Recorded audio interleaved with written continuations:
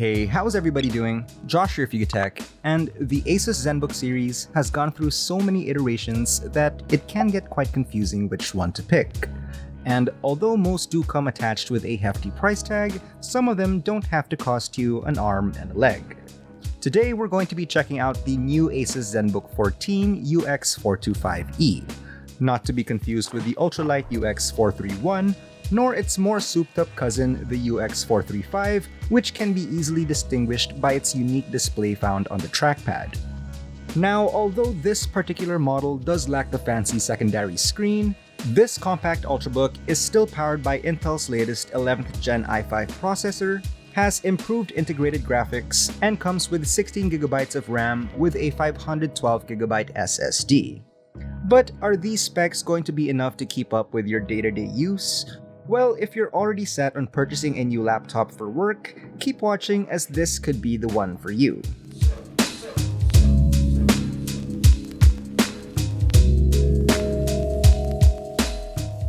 Out of the box, the Zenbook 14 looks and feels like what a Zenbook should look like.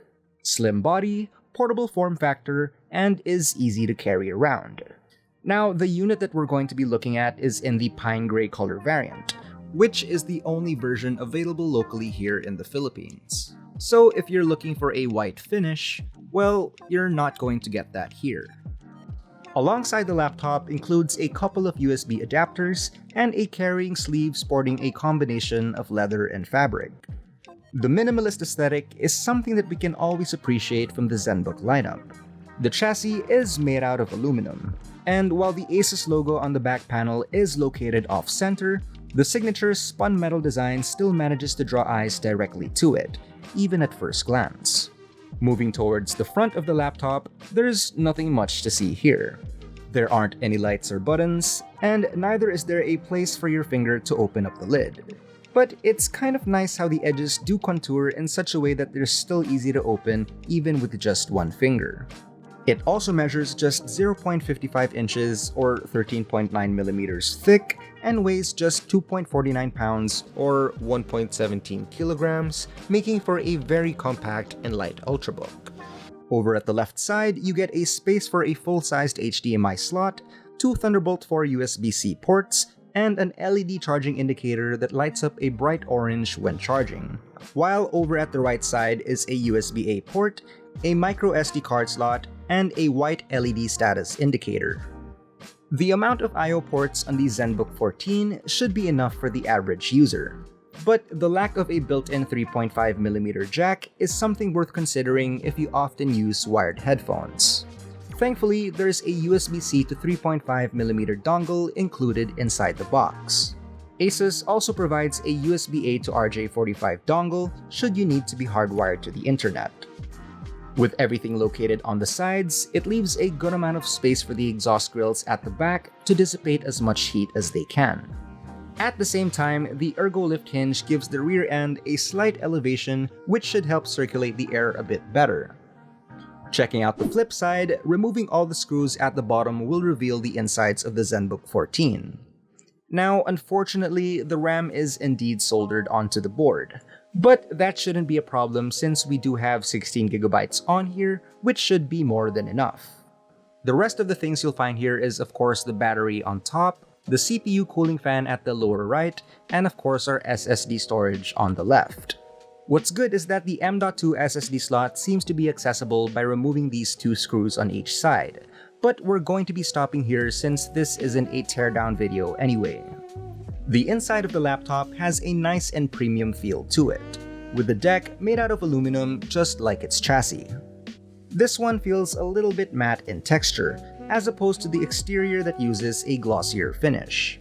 The keyboard, on the other hand, is a lot more well-spaced and comes with dedicated home, page up, down, and end keys. They're also backlit, with 3 brightness levels which you can access using the F7 key. As for the typing experience, they're very comfortable to type on. Despite its thin construction, we do still get a good amount of key travel at 1.4mm. It also requires just the right amount of force to actuate the keys. My only gripe with this layout is concentrated on the arrow keys, which did feel a tad too small. but I think this is something one can easily get used to over some time. Now moving our attention to the touchpad, the Zenbook 14's wide surface area is something greatly appreciated. The glass-covered pad is considerably larger over some of the other Zenbook models, and for good reason, as it also doubles as a number pad if you long tap on the little icon on the top right corner. While doing so on the opposite end controls the backlight with 2 levels of brightness. This is actually what ASUS calls its number pad 2.0, and I'm glad that they decided to include it in the Zenbook 14 lineup. I'll admit it is a little tricky to get used to due to the lack of any tactile feedback, but it's worth mentioning how the touchpad can still be used like normal despite the number pad enabled. Pretty neat. Apart from that, there's also this nifty shortcut to pull up the calculator at any time by swiping down from the top left corner. A convenient feature for those who often crunch a lot of numbers. As for the display, it's equipped with a 14-inch Quad HD 16:9 IPS panel with a color space of nearly 100% sRGB and around 65% Adobe RGB. According to the main website, there seems to be a total of 3 display types, one of which sports an energy-saving 1-watt display. But unfortunately, only the QHD variant is going to be available here. At least we get the best-looking one. As expected, the colors still remain vibrant, and the experience was visually pleasing to say the least. It also features an anti-glare screen, so apart from decent viewing angles, this could be a good candidate if you often take your work to a coffee shop or anywhere away from home. Audio is managed by a set of Harman Kardon certified stereo speakers mounted by the underside. And while they are definitely loud and bassy enough for multimedia consumption, audio quality is not the most outstanding since the mids sound a bit muffled, while the highs are a little bit on the tinny side. But hey, that's just me being a little bit nitpicky. The plastic bezels on the Zenbook 14 come with a 2.5mm margin on the sides, which makes watching content a lot more immersive, while on top is slightly thicker to leave room for the 720p webcam that's mounted on the center. It's actually a 3D IR camera with Windows Hello support, so if you'd like, it's also possible to unlock the laptop using facial recognition. A pretty convenient feature, if I may add. Hey, what's up guys? This is a quick video and microphone test of the ASUS Zenbook 14. How do I sound? 1, 2, 3, 4, 5, 6, 7, 8, 9. The quick brown fox jumped over the lazy dog. The quick brown fox jumped over the lazy dog. How does it sound? For OS and apps, the Zenbook 14 UX425 comes with Windows 10 Home pre-installed and has Microsoft Office Home and Student 2019 out of the box. Other than your usual Windows apps, of course, My ASUS is also present on board, which, mind you, not only handles updates and optimizes PC performance, but is also capable of doing a few other neat tricks. By downloading the link to My ASUS app, it enables you to unlock a few other helpful tools such as quick file sharing, and even lets you utilize your mobile device's camera as a high-definition webcam. But my favorite feature has got to be the capability to use it to either mirror the Zenbook's screen, or even use it as a screen extension to increase your desktop space. A little tough for small displays, but definitely a great feature, especially if you already have a tablet. It's also worth mentioning that you're able to cycle its 3 profile modes if you press the Function plus F key, leaving you room to optimize the Zenbook for whatever task you're running.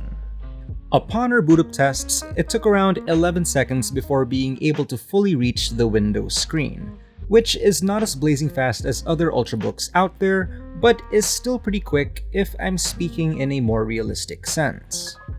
Now, underneath the hood, the only available variant here in the Philippines is the one packed with an Intel Core i5-1135G7 chipset and is paired with Intel Iris Xe graphics for its GPU. It's also accompanied by 16GB of RAM and comes with a 512 PCIe M.2 SSD. This actually comfortably sits in between the Zenbook 14's i7 and i3 variant, both of which are not officially available here in the country. Now moving on to benchmark scores, starting with Cinebench, the results show that CPU performance is above average. The 4-core 8-thread CPU is often compared to AMD's Ryzen 5 4500U chipset, which has a slightly higher average score, but it's considerably lower when it comes to its single-core score. Testing both the CPU and GPU, we ran both 3D Mark's Firestrike and TimeSpy to see how well they performed together. The results we got were nothing off the charts, but they were not necessarily low either. Even though we are running off an integrated GPU, the Zenbook 14 technically does have the capability to play games. We were able to run a couple of titles such as Rockstar's Grand Theft Auto 5, which we managed to run an average of 30 frames per second on high graphic settings. This is impressive, but at the same time not too surprising, considering the highly acclaimed AAA RPG is already 8 years old. Nevertheless, it was still a good game to test out for an Ultrabook that doesn't even have a dedicated GPU. Alongside that, we also tested Genshin Impact, giving us an average of 37 frames per second on medium graphics settings. Initially, there were frame drops left and right due to our Variance Q HD display, but lowering the resolution down to 1080p made the gameplay run a whole lot smoother with barely any noticeable stutters. Ironically, we don't even pass the minimum requirements according to the official website, but we were happy it was able to prove otherwise. Now getting down to the numbers, we fired up thermal capabilities AIDA64 to test out exactly how hot the Zenbook 14's CPU can get under stress. Running the system stability test for 25 minutes, we recorded a maximum temperature of 91 degrees Celsius with an average of a much cooler 65 degrees. Although it's nothing out of the norm, I would much rather stick to lighter tasks such as Photoshop and some video editing, since I only recently realized that they've been great for those use cases as well. Last but not least, the Zenbook 14 is powered by a 67 watt-hour 4-cell LiPo battery. In our standard video loop test, which involves playing a 1080p video on loop at 50% brightness, 50% volume with airplane mode turned on, it was able to last 8 hours and 44 minutes at best, which is a far cry from what we expected as we even enabled better battery mode and set the profile to silent. And although I'm not sure how this is going to be able to last the 15 hours ASUS advertises, running time should still be decent for a day's work. Although I really was curious about its 1080p 1W display version, since that's touted to last up to a whopping 21 hours. But it's too bad we don't get that. Charging, on the other hand, took a shy of 2 hours to reach from 0 to 100% with its included 65 watt Type-C charger. Priced at 64,995 pesos, the ASUS Zenbook 14 UX425E is not exactly the apex predator of Ultrabooks out there. It is, however, a decent improvement over its previous generations, although not without any faults of its own. For one, it is easy to look past the absence of an Ethernet port. But the fact that you still have to lug a 3.5mm dongle might be enough to set a few people off. The price is also competitive, as other Ultrabooks such as Acer's Swift and Lenovo's Yoga series sit around this price range as well. But one thing's for certain is that the Zenbook 14 passes our standards of what a decent Ultrabook should be. Good battery life, easy to carry around, and has reliable performance. So if anything, ASUS has only made the Zenbook 14 a very palatable option for those who are willing to pay the premium price. But that about wraps it up for this video. If you enjoyed it, be sure to leave a like, subscribe to our channel for more content, hit that bell icon so you guys don't miss any future uploads, and be sure to visit yugatech.com for the latest tech news and reviews. Once again, this has been Josh, stay safe, and I'll see you guys in the next one.